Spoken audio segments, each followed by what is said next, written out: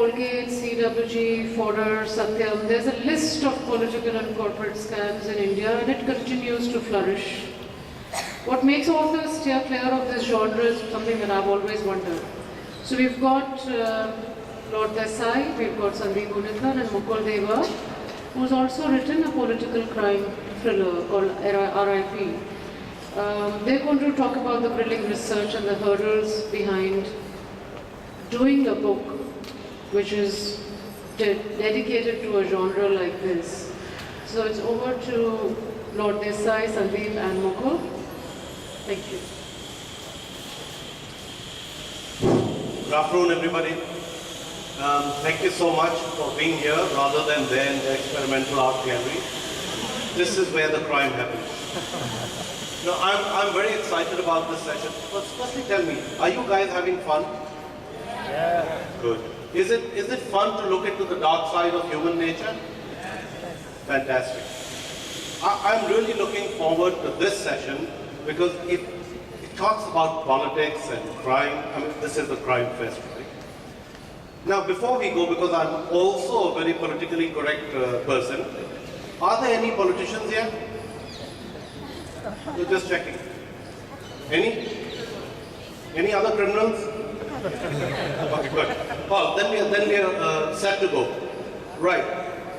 So, it's been really fascinating for me, this topic of politics, because a writer is profiling the times they live in. Right?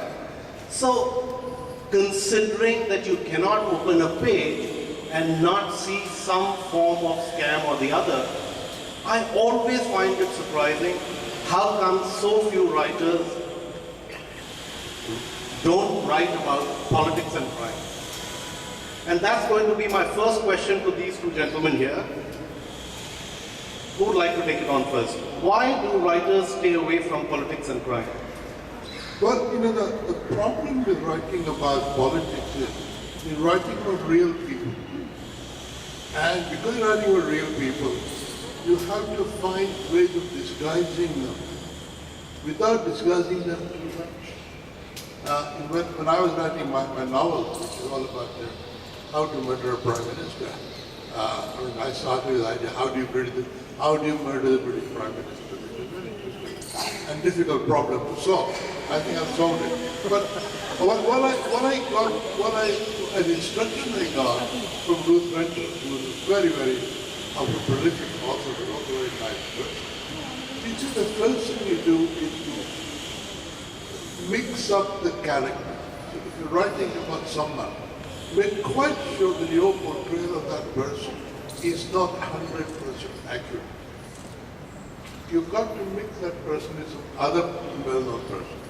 So what I had to do in my novel was I had to sort of make my prime minister as much like Tony Blair as possible, but not quite like Tony Blair.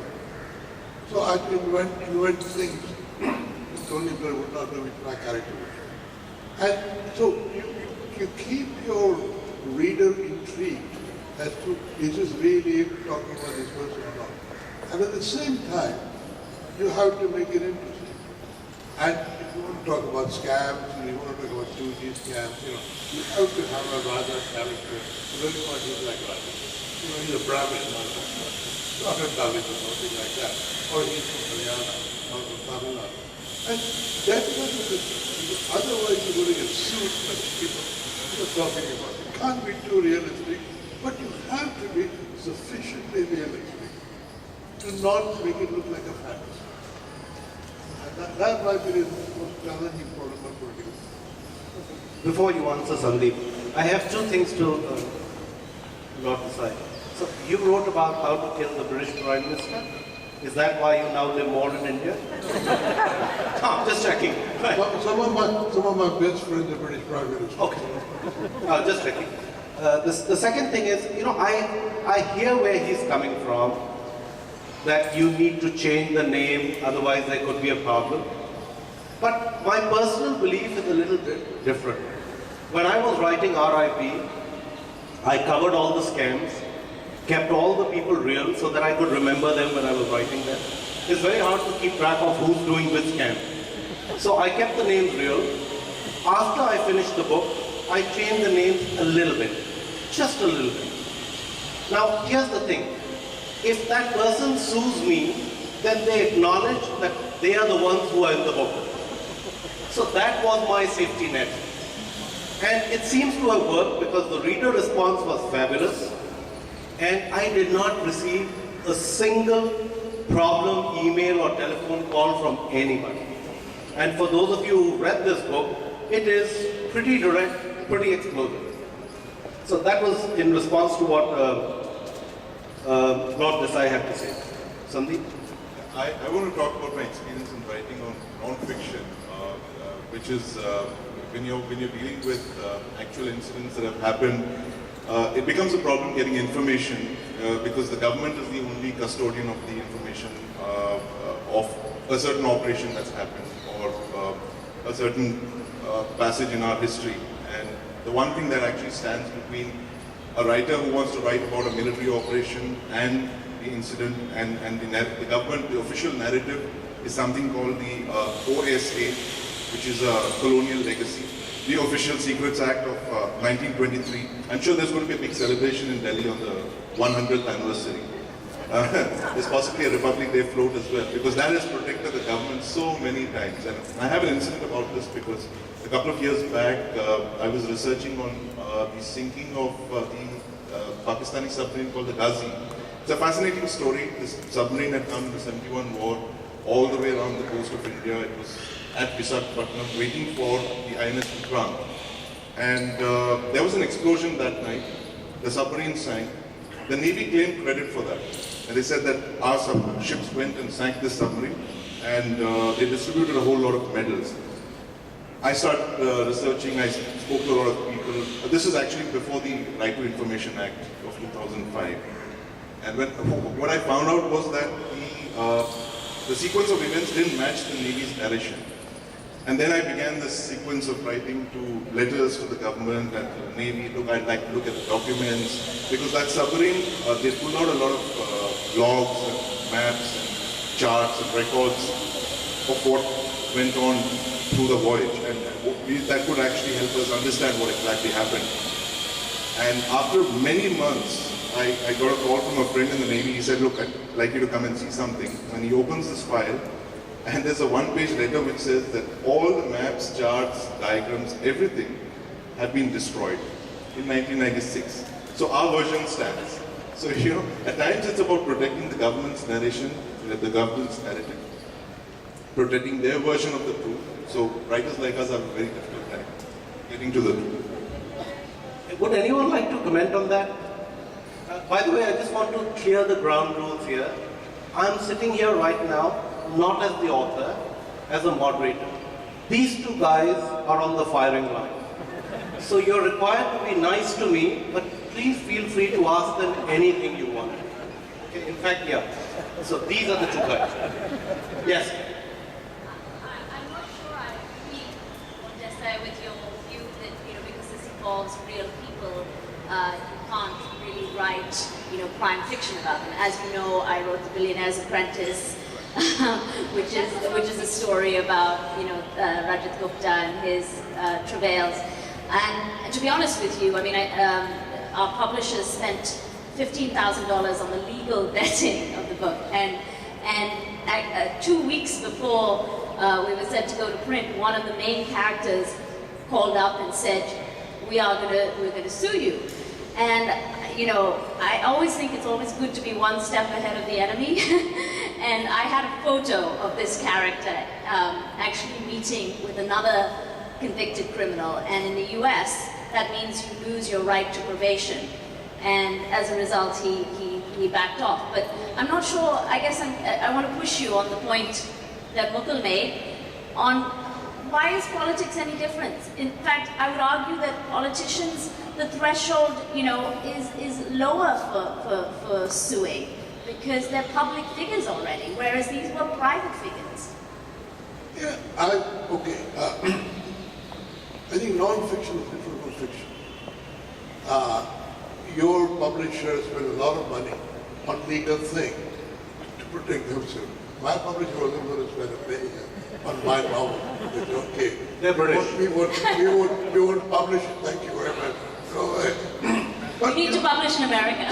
no, what I'm saying, I was assigning Ruth Rendell.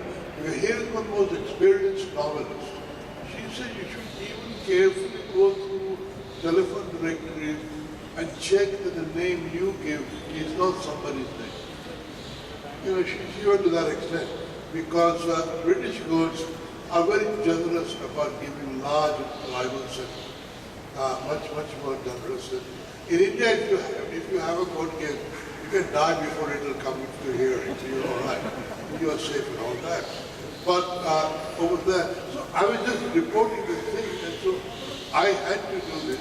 What was intriguing is my readers, most of them who are kind of also political addicts or my friends, they said, you know, I understood until page 6 who this was, but then I lost the character, you know. I think that was exactly the point. I didn't want you to think that I was killing Tony Blair. I was just killing a British Prime Minister who should look like a British Prime Minister, contemporary, but not be a British. So I mean, recently there was a thing that Hilary Mantel did. She wrote a short story. She wrote a short story about killing Mrs. Thatcher.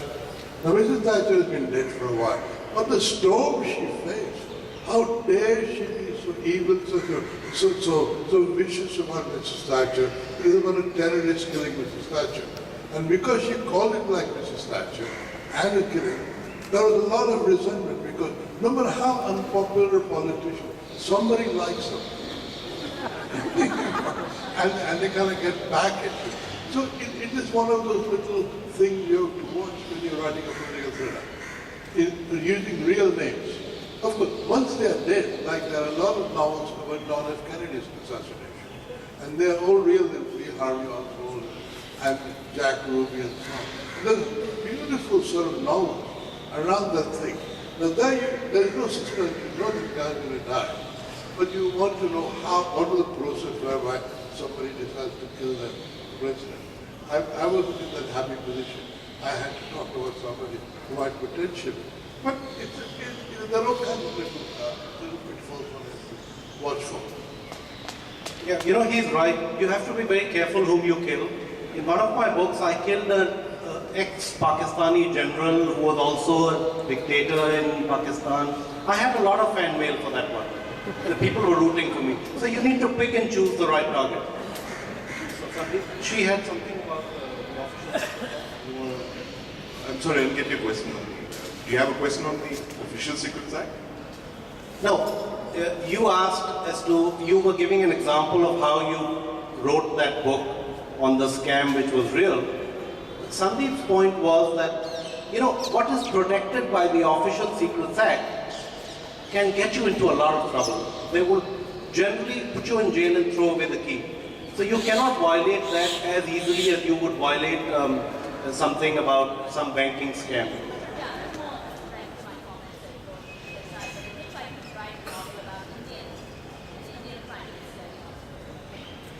You don't need to kill them. They're nice people.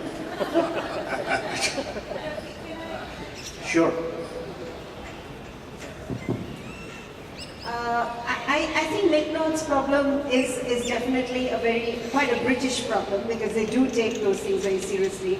In my last novel as well, The Sea of Innocence, I used some very real life examples of politicians because my book was about rape and the Kanda case, you know, that Haryana person, I should be naming him, but yes, it had just come out. And how that girl had been harassed and then ultimately she committed suicide. I used that case and everybody recognized that case, but yeah, I don't think anybody's going to do anything about it because it was such a well-publicized case that perhaps the guy will not sue me, but what I'm saying is that there is that danger, there is a fine line that we all walk. For example, now this guy who's written the book, The Red Sari, now that was banned for many years only because of Sonia Gandhi. We are not sure whether there was an actual ban or whether he was just told to stay out of the country by the mafia that run Delhi. But you know, who knows? There's almost like a code of silence and omerta about certain families and certain business houses and certain individuals you cannot write books on. I mean, they're extremely sensitive. You cannot do, for instance, a biography of the Gandhi family, an anthology of the Gandhi family through scams and all of that. I mean, this Spanish writer's case is a case in point. I mean, 6 years he's not had his book out. It's only when the family was out of power that he could, hope for a release. There was a case of a film on Nehru and Lady Mountbatten. Few craft had come here, they had almost begun shooting, and then mysteriously everything, all the permissions kind of lapsed and they had to go back. So, we're extremely sensitive about... There's a very interesting story about the Jinnah film. I think I'm the only living person who saw it and one to other people. But it was banned both in India and Pakistan. And it's quite a good film. I mean, it says, it says nothing about Jinnah which is not known. But truth is no defense in this matter. It's not truth, it's what people think these people were like. And if you offend that, when we all know that Jinnah used to eat ham sandwiches, I'm doing because he was not a devout Muslim. But if you portray him doing that, you think that's banned in Pakistan. And in India they ban it because nothing that shows Jinnah at all like a human being can be shown in India. Because Jinnah of course was not a human being. And so you have this great difficulty in the subcontinent of being able to write really good political thrillers which are also real life identifiers. Did you guys notice what Sandeep did? He named a specific lady from a specific country, from a specific family, and then he used the word omerta, which is very mafia, right? I'm wondering whether he meant something there. It's just coincidence. I'm just checking. There's also certain people that you cannot write on, you can't make movies on because you're seen as endorsing their point of view. There's a movie called 9 Hours to Rama, 1962. My only objection to that film is it's about Nathuram Godse's assassination of Mahatma Gandhi.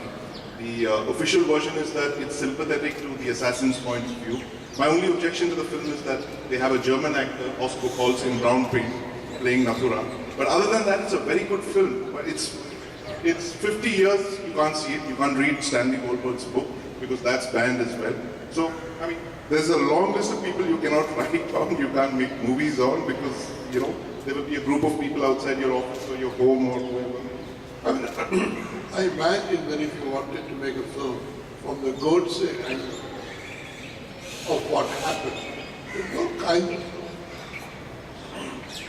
Because we just sort of, we don't treat our politicians as mere human beings. They're kind of superior, and therefore somebody or other will file a PIL or something, be insulted or something like that. Make your life better. And it also stands to reason. There was this French writer, I'm forgetting his name, it was a very tough French name, but he wrote that each country gets the government it deserves. So we should be kind of introspecting as to why we have these kind of people running the country who don't allow us to write nasty things about them. It's a fair question. Yes. And there's a question there. Well, actually, it's not a question. Wonderful. So, Czech names are even more difficult. Thank you.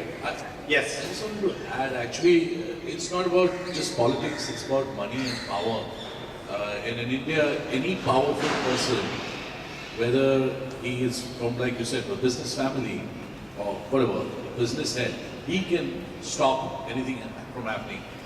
You know about a book called The Polyester Prince, which was, copies of that was removed from all the bookshelves in India. It came out, it was about a specific person and a specific family, business family, and they, well, maybe not them, but whoever, just removed copies of that from across. So it's all about the power, you just can't write about it. The same thing happened with the book on Air India.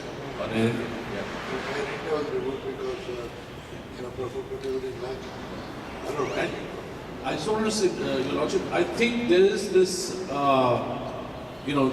people kind of look at what is possible and what is not possible to kind of, what will generate the most, scandal. For example, there was a play called, in Marathi play called Me Nathuram Godse Bolto Hai. Okay, so that's and it ran for quite some time in Maharashtra, then the people wanted to make it into a film, and that was not allowed.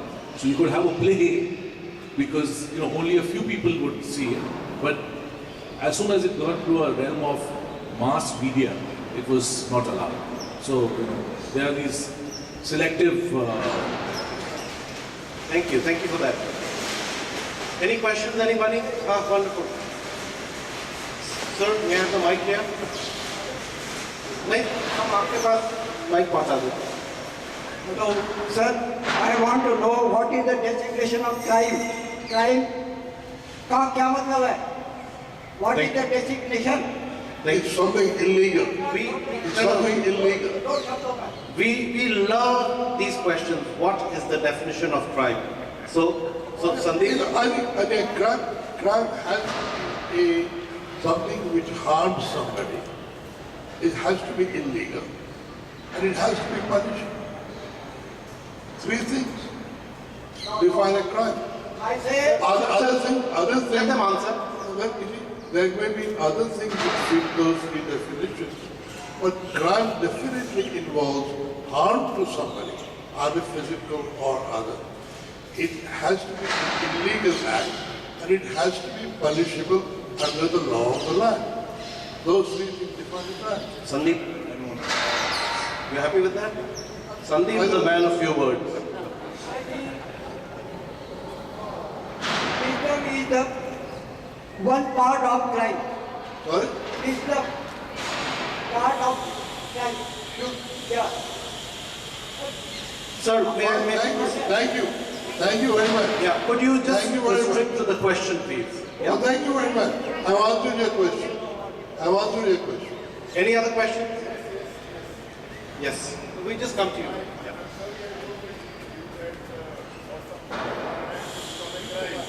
For an act to become a crime, it is a must that it should be punishable. There are certain social crimes, they are not punishable at all. You abuse somebody, it is not punishable, but still it's a crime. You may call it crime, but the law doesn't call it a crime. But it's not the definition which you want it as per the law. No, No, sir, it's a fair I point. was giving Fair point. because Fair point. once Thank you you. say everything to be a crime, then there is no limit to how many crimes there can be. Because as soon as one person breaks something, it can be a good crime. No, but your first condition is okay. If it's harm somebody, that is a crime, that's all. It is as the moment some act of anybody harms somebody, Okay. hurts somebody, it becomes a crime, as far as I understand. Let me grant you this thing. Wonderful. Thank you. It may be that in some countries, genocide is not a crime. And it is forgiven. It ought to be a crime. Okay, that sort of thing.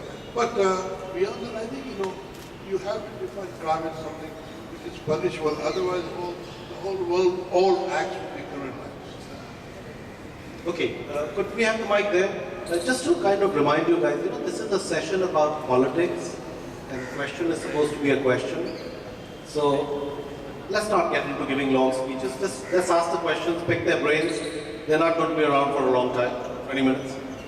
Can we have the mic? Yeah, just a response from any one of you. As authors, what Mukul rightly said, we combine reality with fiction all the time, which is absolutely kosher, fine.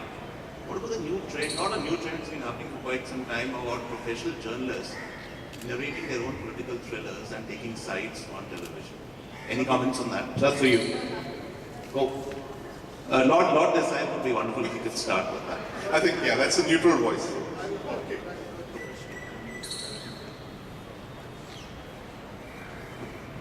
I think that's fine. I think the basic thing is, if you have a story to tell, which interests people, and if the story is, has some light on the reality, fantastic. I actually believe there should be many more political memoirs, than there are. I think people, somebody writes memoirs, Sanjay Baru, people say, oh, how shocking. Why is it shocking? We want the more truth, we want people to say that. And I think if you can't tell the truth, you can at least do it in a fiction form. and make it clear to people really true, where hiding it is a fiction because I'm the consequences. So, I think Indian political writing is very dull. Everybody is too differential to politics. In British in political life, no newspaper respects any politics. They treat it with contempt, and you really have to fight hard. That's a much more healthy democracy. So they're treated with the contempt they deserve. Is that right, Lord? Lord Desai, I meant in terms of professional newscasting, in terms of taking sides, taking positions on politics. I meant in that sense, on a day-to-day basis. I think if the prejudices are known, that's fine. I think reading the news should be neutral. If you have an editorial comment like Rajdeep has, that you allow political judgment to that. But I don't think that anybody thinks that a person who is intelligent as a political journalist has no political view. So, and sometimes some journalists are known because they're so political. The people switch them on because. So I think we have to be kind of tolerant of the journalists have to say. Well, if you're referring to this phenomenon of 9 p.m. news and news anchors, my friend Adam Goswami. Adam Goswami has no political view. Well, I can assure you. Sir, so may I just just let him answer for a moment. So this phenomenon began because we had a decade of a democracy. It's a very unique thing in the world. I don't think it's ever happened where the three most powerful people in the country never spoke. Despite the information revolution, the satellite TV thing, all the news channels, you had the three most important people who never spoke, and the result is that space was filled by the 9 p.m. news, by all these newscasters that you're now saying that have political views and all that. I really encourage that. I appreciate it because there was absolute silence. I mean, we were just talking about the jokes about the previous prime minister. He was an economist and he knew 5 languages, but he couldn't speak in take a decision. Speak in you. The three more powerful people you mean? I'm sorry. The three more powerful people you mean are Meghnad Desai, Yes, ma'am. Yeah, you said it. Yes. So. Precisely. One more thing. Are you happy with that? Let me say one more thing. About Arun Goswami. Arun Goswami was the first person to discover that people don't like politicians. And while other channels are still very differential, he realized that if he abuses It took him a long time to remember his TRP will go on. I think that's precisely crying any act against the law is crime. I hope all of you will agree with me. Any act against the provisions of law is crime. But crimes committed by politicians and powerful people are not considered as crime and ignored. That is why you have termed it as bloody politics.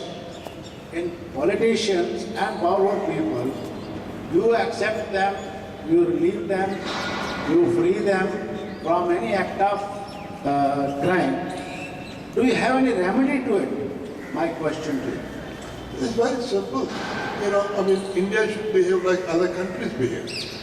There is far too much concessions and allowances given for misbehavior by politicians because the judicial system has been so constructed as to prevent justice being delivered. It may be a great judicial system, but it doesn't actually deliver justice in time. And so everybody knows that they're perfectly free from any punishment. And the system which has been built, the judicial system, has only been formed by politicians who have no interest in reforming. Nobody has any interest in reforming the judicial system except the victims who happen to be ordinary people. And so you have this thing whereby, all the institutions conspire to back each other in this kind of conspiracy of silence. Do you have any remedy to it? Well, sir, the remedy is... You are justifying it. Remedy is with citizens. Sir, the remedy is... Remedy is with citizens. May I just say that firstly, we are here as writers, we are not here to solve national problems. Having said that, the remedy is stop electing them. In a country of 1.2 billion people, we are not able to find 5 sportsmen who can get an Olympics medal and 528 or 578 honest people who can hold public office. That says something about us.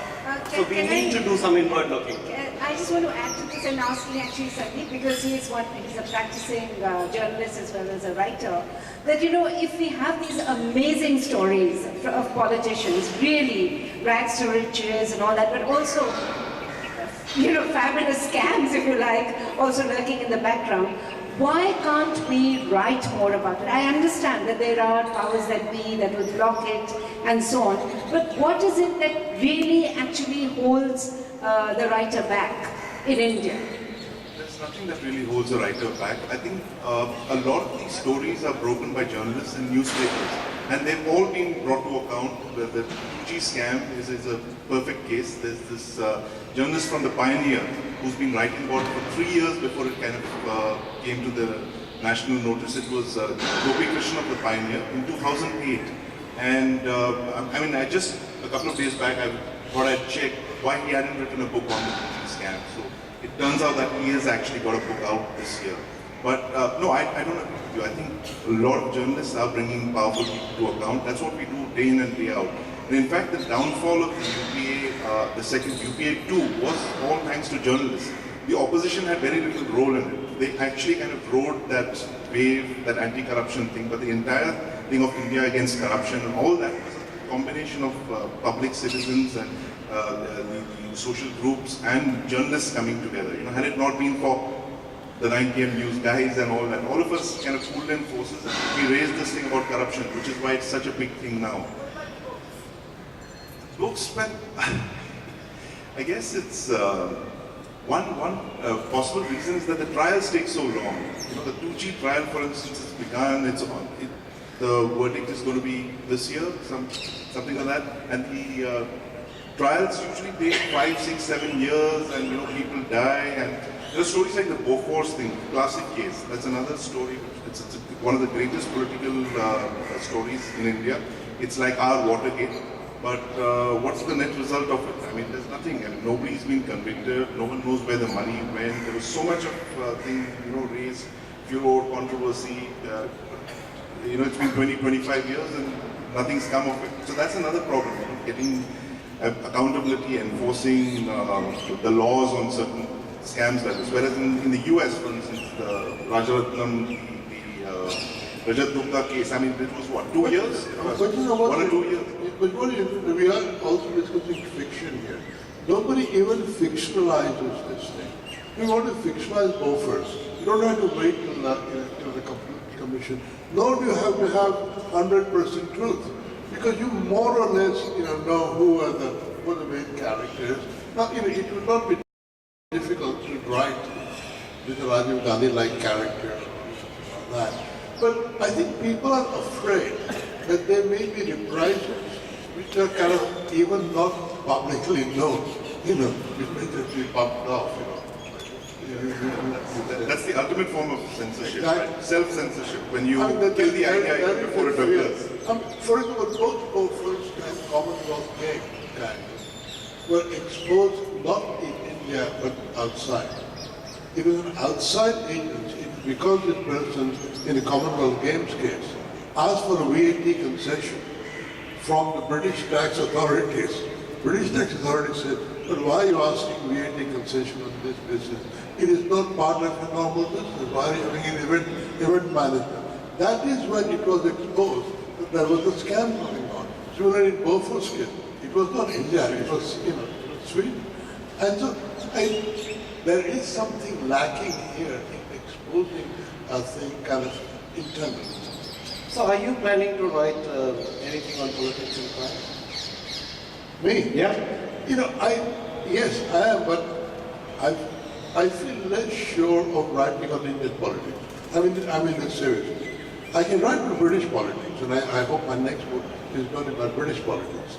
What I like about writing political thrillers is that, you're not only a well-behaved person, but you can have your private fantasy of being really evil and kill people off. That I think is the pleasure of writing crime fiction. And so, I'm going to invent a really elaborate conspiracy, this time to kill off kill off the monarchy. I have an elaborate thing in mind. And but I feel more sure of that than I feel sure of And how about you? How about you? I have a political thriller in mind, but not exactly. Non-fiction account of Rajiv. Right. Death of Rajiv. Yeah. Any other questions? Yeah. One question. One question, please. Good morning. Yeah, there are two things behind any incident. One is the fact and the other is perception. So, in most of the cases, what rules are perception, not the facts. So, I have also written Democracy 2.0, which has just come out. So, in which one of my characters says in that book that I value facts, not perceptions. So, like there are so many things. One of the things that going around is anarchy, which is a very controversial topic nowadays, in which it is generally associated with the crime, associated with violence, with lawlessness. But actually, anarchy is not violence only, not only lawlessness. It is a statelessness. It is a sort of a statelessness, which is described very beautifully. But people usually don't understand and don't associate all these things with anarchy. They don't associate good things with anarchy. So when the Arvind Kejriwal says, I'm anarchist, it creates lots of controversies. Though actually what he means that, and what he should mean, and what he should say, stress, that by anarchy he means that less presence of the state, which Gandhiji has also told. So my question is, as an author, can we write things which can go about perceptual correction about things? Yeah, absolutely. My view is, facts are very dull things, but perceptions are fantastic. So you can write, for example, you can write a novel imagining as an anarchy. It's not very different from the reality, but you can think of that as an anarchy. And, say, what the really powerful person who believes in anarchy do if he or she becomes influenced? How would they dismantle the state, for example? There are a lot of states to be dismantled. People would welcome it. And I think, it would be very beautiful novel. So there you are. You don't even have to thank people. One second. What about you? What do you have? Just one addition. I have already written this and about anarchy also. So I have tried to stress that anarchy can be achieved not through the elimination of democracy, rather through correct application of democracy. Great. Now, regarding your specific question, the sequence, timing, and what information you release when will alter perception. That is the rule 101 of psychological operations or the PR machine. The spin machine is required to do exactly that. Release facts in a sequence so that it alters perception. It shapes perception. Agree. Okay? Thank you. Any other question? This one. Sorry? Sir, I'm using a computer. Good. I totally agree with you. Yes, one question. You see, there was a mention of lousy dispensation of justice. I was just explaining that pen is powerful and you hold the pen. Please come out of the fictions, come out of the novels, write to the papers, speak to the TV people and curb the crimes. That is my request. Noted. And see, there was a mention of lousy dispensation of justice. If you ask me, the main malady in all the spheres, in India is this lousy dispensation of justice. You see, one of the ex-chief ministers of Bihar was murdered about 40 years ago. The trial court has pronounced his judgment only this year, only 2014.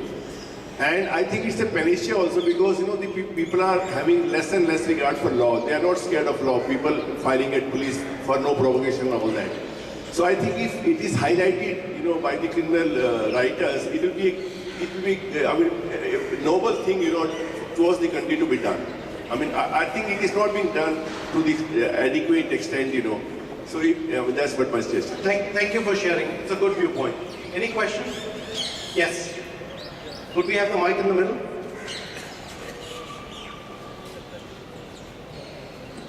Thank you. We have spoken about journalists, about powerful businessmen, and about politicians. Especially the 2G scam. It also has a lot of names of some of the top journalists. So, have journalists become really lobbyists between the politicians, the businessmen? So what's the role of journalism today? I mean, you talk about truth and exposing truth, and we are talking about political thrillers, we can't name people. He was talking about that, not us. We are good guys. I mean, where is journalism going, like, especially you're a journalist and you're trying to bring out truth and all. So I don't think on the... There's no journalist who's been proved to be a lobbyist in that case. There are a couple of, unless you're referring to the conversations that the conversations that a couple of journalists had with lobbyists, but there's no. In fact, the case contains. Even if you go on the net, it shows a whole lot of names and all the top journalists were there. I don't want to name them, but yeah. For the benefit of the others, both these guys are journalists. They don't like it about this. Why don't you there's no secret. Neera Rani tells in every discussion, whose names are all that. I mean, it's very simple. People hire lobbyists to get appointments with ministers. And because the journalists know the minister, it's much cheaper to hire, may not be cheaper, to hire journalists. Much more effective. Why not? They are hired by the TV channel. They can be hired by somebody else. Okay, they will become consultants. I hope you guys are noting down these learning points. Journalists are cheaper, the British litigate a lot. Why do people think journalists are saints? Then why are we even talking about exposing the truth? I mean, are journalists really, or are we really out here to expose the truth? It's more about sensationalism. Okay, if we can write about anything about novels. It's about writing novels. Yeah, that's what I'm saying. And a novel writing doesn't have to be anything with truth. Thank God. It says fiction at the back. He's the only guy who written non-fiction here. Sorry, one sec here.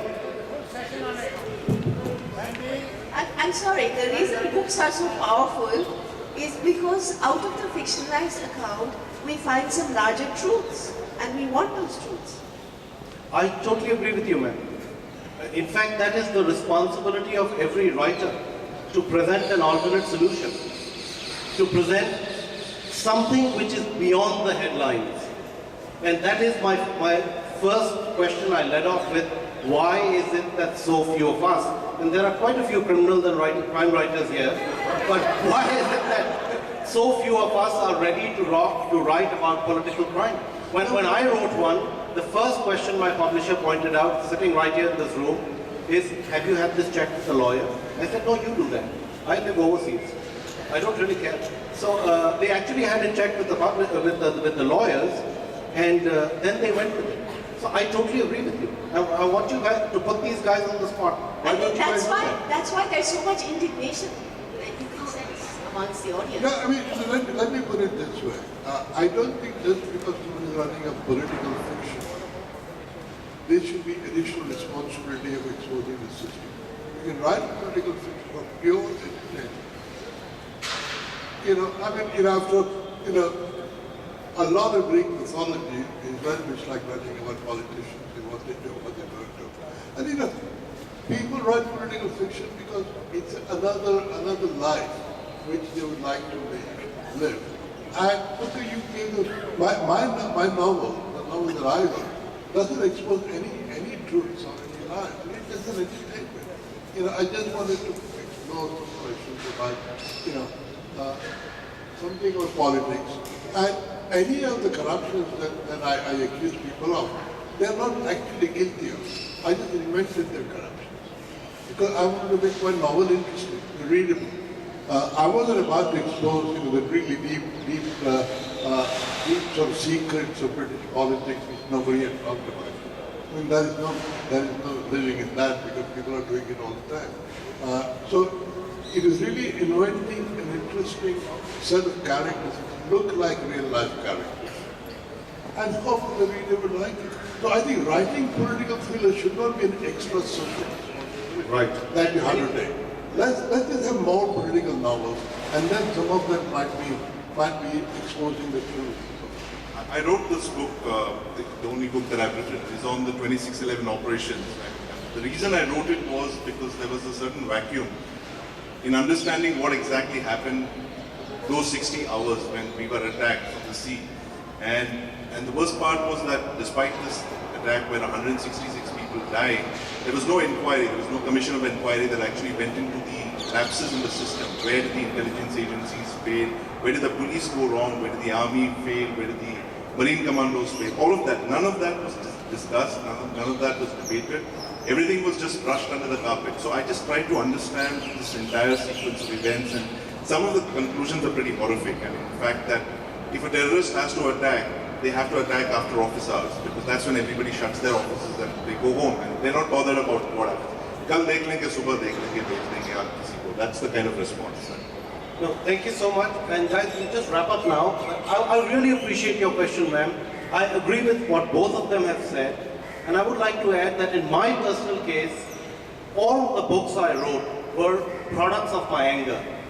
When the bomb blast happened in Delhi, I saw the weak-kneed response from the government, and I wrote the Lashkar series, which present an alternative, a very tangible alternative. I mean, I'm a trained counter-terrorist, and everything written in the book can be done very easily.